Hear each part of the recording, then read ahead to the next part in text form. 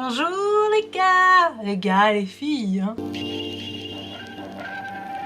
Bonne année 2021. Bisous Covid. Bon, ça a pris un peu de temps pour tourner cette vidéo, que j'espère qu'il va être bien. Est-ce que je tourne? Oui, je tourne, on est bon. Ok. Je ne vais pas vous parler du fond de teint que j'ai mis aujourd'hui pour couvrir ma peau ainsi que ses pores et ses taches, ou même le grain, je n'en ai pas. Un petit peu d'highlighter. En plus, on est sur un éclairage qui me pète les yeux. J'ai la frange, donc je vois pas grand chose, donc tant mieux. Ah, Siri ne t'imite pas non plus. Donc je disais, on reproduit le sébum humain avec du maquillage pour avoir la texture d'un humain avec le maquillage. Ça va loin, nos idées tordues d'humains. Bon, je vais m'attaquer à un gros dossier. Des troubles psychologiques et les pensées négatives. Bon, alors là, c'est très vaste. Hein. Il y a des pensées noires aussi, qui nous amènent progressivement à des troubles anxieux, alimentaires, des TOC, des crises d'angoisse. J'ai ça avec le sourire. Hein. De la dépression, qui peut être marquée par des blessures donc physiques et psychiques, même émotionnelles. Donc pour pouvoir parler de tout cela, je vais me référencer sur un sujet que je connais et que j'ai pu aborder, surtout travailler depuis tellement d'années.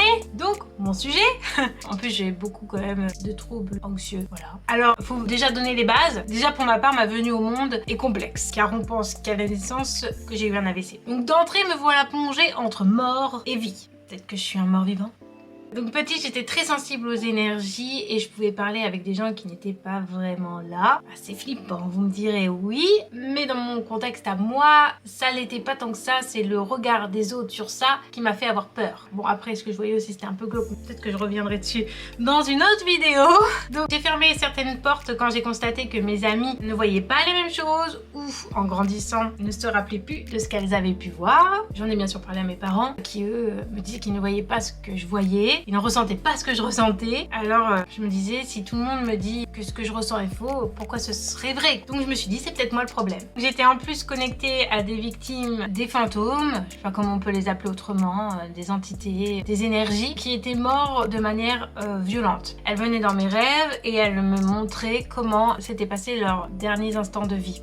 Bon, quand t'es gamine, tu comprends pas trop ce qui se passe. Après, tu te dis peut-être que c'est un rêve, t'en parles, on dit que c'est un cauchemar. Bon, peut-être. Après, tu vois ça dans les journaux, tu vois tout ce que t'as vu qui passe dedans. Tu te dis, ouais, bah c'est bizarre quand même. Voilà. Bon, j'étais connectée à des victimes d'enlèvement et de meurtre. Il faut savoir aussi que quand j'étais enfant, j'ai failli me faire enlever par quelque chose d'organisé. Je dis organisé parce qu'en fait, les personnes qui ont essayé de me kidnapper étaient vêtues, enfin la personne en question était vêtue comme ma grand-mère. C'était habillée exactement comme elle, c'était au supermarché, donc comme quoi ça peut arriver n'importe où, même quand il y a du monde, hein. Donc j'ai eu de la chance, parce que sinon je serais peut-être pas là en train de vous parler. Donc peut-être que ma connexion vient de là, ce ne sont que des suppositions. J'ai réalisé que ce que je voyais dans mes rêves avait de fortes chances de se réaliser quand ma grand-mère est décédée. Je l'ai su à peu près 2 ou 3 semaines avant qu'elle allait mourir. Bon, personne ne le croyait, je n'étais qu'une enfant.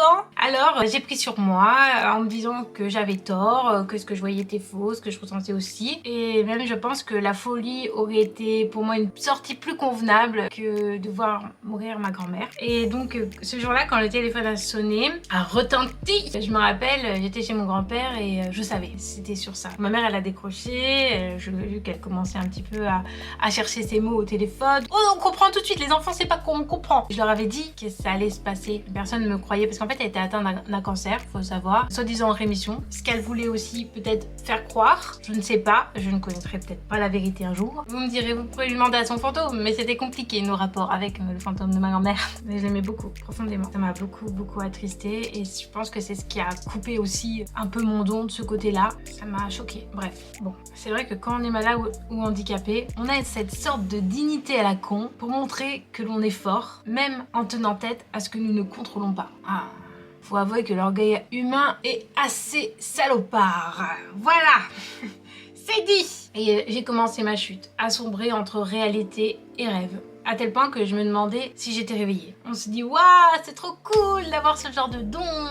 Ah, un super pouvoir, génial. Oui, mais être empathe est un pouvoir... Attends, c'était quoi la phrase? De grands pouvoirs amènent de grandes responsabilités. Eh ben, il a pas tort. Et en plus, tout le monde l'a en soi. Mais c'est juste que j'ai développé cette part de moi. Vous pouvez très bien aussi la développer, que je conseille pour certains, que je conseille pas pour d'autres. Ça dépend exactement de votre état d'esprit, hein. On est d'accord? Bref, d'accord, je viens de citer Yoda. Nous sur une vidéo réaliste. Mes crises d'angoisse se sont donc faufilées, comme des serpents qui ont bientôt mon corps et mon esprit. Le soir, j'avais des palpitations au cœur car j'avais peur de m'endormir, ce qui est logique aussi. En me demandant qu'est-ce que j'allais encore pouvoir voir, mais surtout ressentir. Des nuits de torpeur.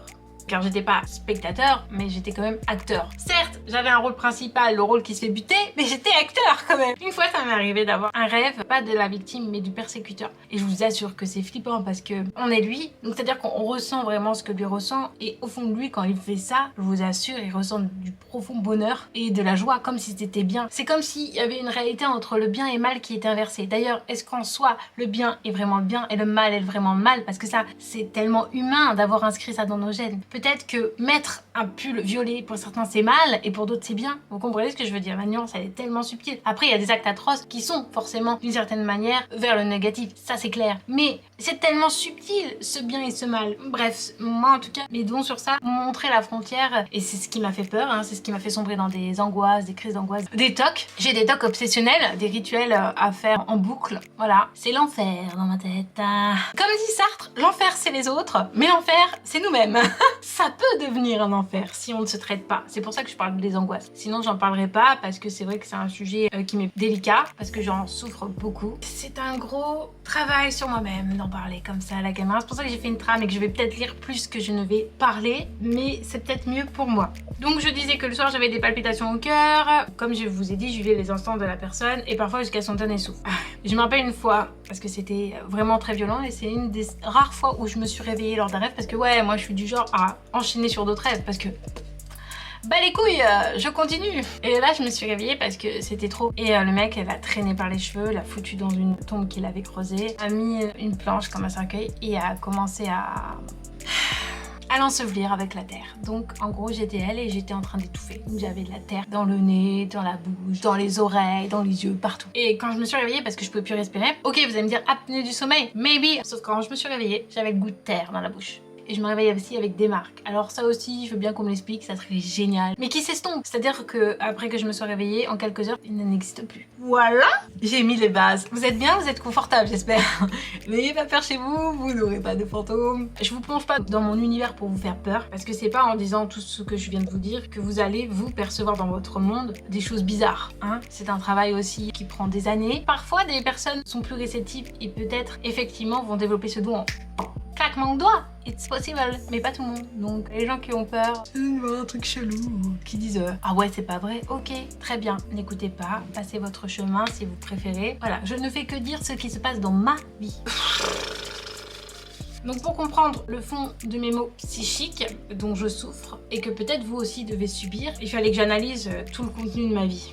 Un reset. Pas un reset qui efface, un reset pour reprendre chaque chose, pour voir pourquoi ça a déclenché ceci et pourquoi ça a déclenché cela. Donc mes grosses crises ont commencé vers mes 20 ans. J'ai 31 ans si vous voulez savoir, voilà. Environ 6 mois après que je sois partie sur Paris. À l'époque, j'avais même pas capté que j'étais une éponge émotionnelle, hein, donc arrivée d'une petite ville, parce qu'à la base je suis de Seine-et-Marne. J'ai déménagé en Corrèze. Après je suis montée à Paris pour faire mes études. Déjà quand je suis passée en Corrèze, juste pour l'anecdote, quand je suis arrivée ici, j'avais des malaises, tellement l'énergie elle était intense. Mais je suis pas la seule apparemment, d'autres personnes aussi, donc je me dis ça me rassure. Quand je suis remontée à Paris, donc j'étais quand même dans une ville où il y a moins d'habitants, je suis arrivée à Paris, je me rendais pas compte que la foule pouvait avoir un impact aussi important. Sachant que quand j'avais 16 ans, dans une entrée de boîte de nuit, j'ai fait une crise de spasmophilie parce qu'on était trop engoncés et c'était ma première fois que je faisais ce truc là. Des amis m'ont rassurée en me disant est-ce que tu vis c'est une crise d'angoisse? Ok, je connais pas, bonjour angoisse. Donc en allant gaiement vers ma nouvelle vie, je voulais oublier bien sûr tout ce qui était passé, c'est-à-dire les moqueries, parce que j'ai subi aussi un harcèlement scolaire, que ce soit des professeurs. Il faut savoir aussi que quand je suis arrivée, il n'y avait pas de personnes différentes, les gens n'avaient pas beaucoup pas évolué, c'est méchant de dire ça, et puis en plus c'est pas juste. Il n'y avait pas beaucoup de diversité, voilà c'est ça, diversité est le terme. Donc je suis arrivée, j'étais un peu mal de peau, je venais de Paris, alors les Parisiens n'étaient pas très bien vus non plus. En plus j'étais handicapée, mais pas un handicap où on peut faire attention, un handicap genre on dirait qu'elle est feignante de marcher, tu vois. Donc c'était compliqué de s'intégrer, enfin pour moi ça l'a été en tout cas. Mais j'ai fait des copines hein, et je les embrasse. Mais bon, je voulais oublier ce passage et repartir un peu à neuf. Bah voilà, je suis repartie, mais pas à neuf. Après tout, si tu es né dans ce corps et cet esprit, c'est quand même pour traiter les informations et les soucis. Sinon, en quoi se réincarner serait intéressant? Donc je faisais du théâtre en professionnel et j'étais nulle.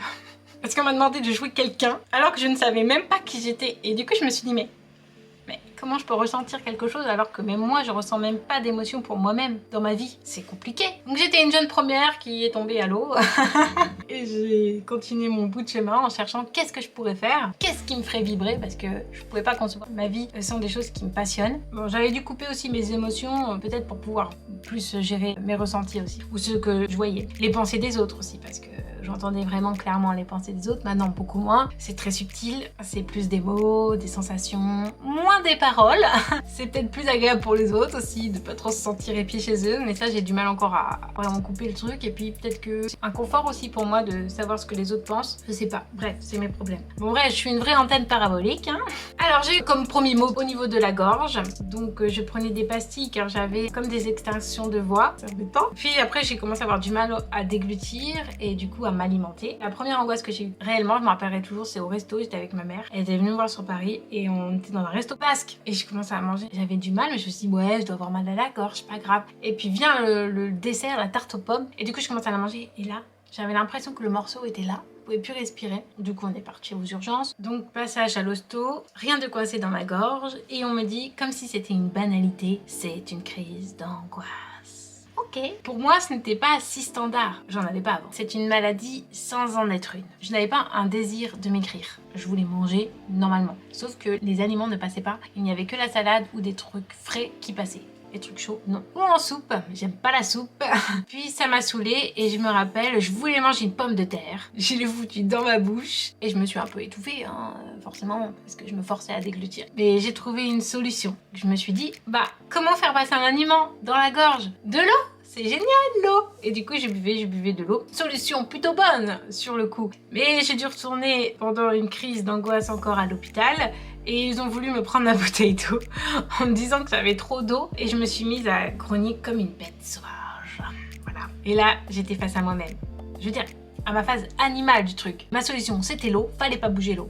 Je ne voulais pas réfléchir différemment. Et ça fait flipper. De moi, de toute cette violence que j'avais vue et ressentie dans mes rêves, c'est comme si ça faisait surface en fait. Ça ressurgit de cette façon. Trop bizarre. Donc picouse dans les fesses et en plus ils m'ont fait mal parce que comme je me débattais ils m'ont piqué, mais ils m'ont piqué le nerf. Du coup ils m'ont brûlé et ça fait des années et j'ai encore une sensation un peu bizarre sur le côté. Donc au passage un air est passé, mais je n'en veux pas, hein. Ils étaient à plusieurs pour me tenir alors... Ah, les joies d'être spéciale. Bon, ça ne s'est pas terminé là, hein. Pendant environ 6 ans, j'ai été avec des crises d'angoisse. En fait, à chaque seconde, j'avais super mal dans tout mon corps. J'étais hyper fatiguée, je pouvais plus me lever. Voilà, ça résume bien. Donc j'étais pendant environ 1 an dans mon lit. Et après, je me suis bougée. Je me suis dit, bah fuck. En plus, je pensais que j'allais mourir à 25 ans. Donc je m'ai mis ça en tête. Mais après, je me suis dit, vas-y Marianne, fais ce que tu veux. Donc j'ai commencé à travailler, mais j'avais des angoisses tout le temps en permanence. J'étais en vigilance orange. Bref, je m'en suis pris quand même dans la gueule entre tout ça et ma propre autodestruction aussi, ma propre vie réelle. C'était dur à vivre. Donc on a trouvé un médoc qui m'aide à me lever, donc ça c'est chouette. Bon, après, c'est pas bien de prendre des médocs dans le sens... c'est pas bon pour l'organisme. Moi, ça fait des années que j'en prends. Vous allez dire, ah là, t'es sous antidépresseur. Oui, c'est un peu ça. Mais sur mon métabolisme, la morphine ne marche pas trop. Il y a beaucoup de choses qui ne marchent pas trop. Donc en fait, pour les gens qui prendraient ça, peut-être ça les rendrait vraiment passifs. Moi, ça m'aide à me canaliser mon trop plein d'énergie, peut-être. Parce que j'arrive pas à le faire par moi-même encore. Mais je vais y arriver, j'y crois. Non mais, donc ça m'aide à supporter le poids de tout ça, car j'ai aussi mon corps qui est marqué, donc comme je vous avais dit, des fois dans la nuit, par des griffes, des brûlures de chiffres, des lacérations ou des traces dans la journée qui me chauffent ou me démangent, puis disparaissent en quelques heures ou même plus rapidement. Je le lis hein, parce que ça m'énerve d'en parler. C'est fascinant ce que l'on nomme paranormal, car pour moi, c'est que scientifiquement, on n'a pas encore d'explication, mais on évoluera dans le temps, hein, j'y crois, et on trouvera un doux nom pour appeler ça. Mais ça sera scientifique. Parce que je pense que tout ce qui est énergie est scientifique. On est juste un peu arriéré. Excusez-moi, je ne veux pas vous embarrasser, mais on est un peu limité dans la façon de penser quand même, hein, pour l'instant. Donc douleur dans le corps, grande fatigue, vertige, nausée. Oh, on s'approche de quelque chose là, non? Ça vous rappelle pas quelque chose comme maladie? Eh oui, la fibromyalgie. Cette maladie qui est un pot pourri pour diverses pathologies que l'on peut trouver. Alors, qu'est-ce que c'est la fibromyalgie? On ne sait toujours pas. Bref, je vous renvoie à ma vidéo.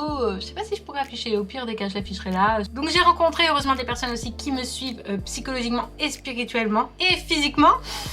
Donc on est encore en train de travailler, mais on a déblayé pas mal de choses et j'ai pris conscience de ce que j'étais. En tout cas, j'ai appris à me découvrir, à aimer certaines parties de moi, de mon corps, de ma pensée, de ma philosophie, à m'aimer tout simplement. Ça fait peut-être un peu de bien pour tout le monde, faudrait que tout le monde s'aime ou commence à essayer de s'aimer. Donc en ce jour, j'essaie de ne plus avoir peur de la solitude, de moi-même, de la vie. J'ai peur de la vie, j'ai peur de tout. Mais tous les jours est un combat ou une victoire sur ce que j'aimerais accomplir ici-bas. Donc cette vidéo n'est pas là pour me plaindre, mais pour, je l'espère, soulager certaines personnes qui se sentent exclues, anormales ou différents, parfois monstrueux, car c'est ce que l'on m'a dit, que j'étais un monstre par mon aspect physique, de mon handicap et en plus de mes dons. Mais heureusement, les monstres ne sont pas tous belliqueux, hein, avec des cornes. Il y en a de très gentils, de très sympathiques, comme Shrek, Chewbacca, Stitch. Vicky, c'est bien. Il y a Bartok. C'est Bartok le magnifique. T'es Fifi, vraiment magique, Bartok le magnifique. Non? Bon, découvrez qui vous êtes pour ceux qui sont en proie à des tourments. Entamez une paix avec vous-même et avec les autres. Vous aurez des moments qui seront suspendus dans le temps comme bénis. Ça sera très agréable. Et je ne dis pas que tout s'arrange en un coup de baguette magique ou de volonté, mais c'est possible. Chacun a son propre rythme. Il faut tenir le cap, les amis. Vous pouvez partager en commentaire votre histoire et ce que vous avez mis en place. Toutes les expériences sont des sources de richesse. Voilà. Pour ma part, je me rattache à ce que j'aime, la vie, les huiles essentielles, les cristaux, mais surtout mon propre ancrage que je suis en train de créer. Il y a aussi des musiques, des gris-gris, des talismans, le pouvoir de l'intention, la pensée positive, la méditation, les plantes, les pierres. J'allais dire, j'ai plein de pierres, mais je peux pas vous montrer parce qu'ils sont dans le petit là et on est en train de bouger et tout ça. Moi je sais que j'ai des pierres de lit. Alors vous allez dire, oh c'est bizarre, la meuf elle a des pierres dans son lit. Ouais. Vous savez, j'ai une petite cousine. Elle m'a dit, mais je comprends pas, pourquoi t'as pas des pierres de lit? Et j'ai dit, bah t'as raison, pourquoi j'ai pas de pierres de lit? C'est tellement bête. Et en fait, la pierre de lit ça aide vachement pour dormir. Faut essayer les pierres de lit, c'est top. L'homéopathie, et après bon bien sûr on a des choses chimiques, mais ça c'est à voir avec votre médecin ou un naturopathe. Voilà, il y a plein de choses pour vous aider à aller mieux et on peut le faire. On peut arriver à surmonter plein de choses. Et vous allez dire, ouais, mais toi tu rigoles de tout. Ouais, ça m'aide.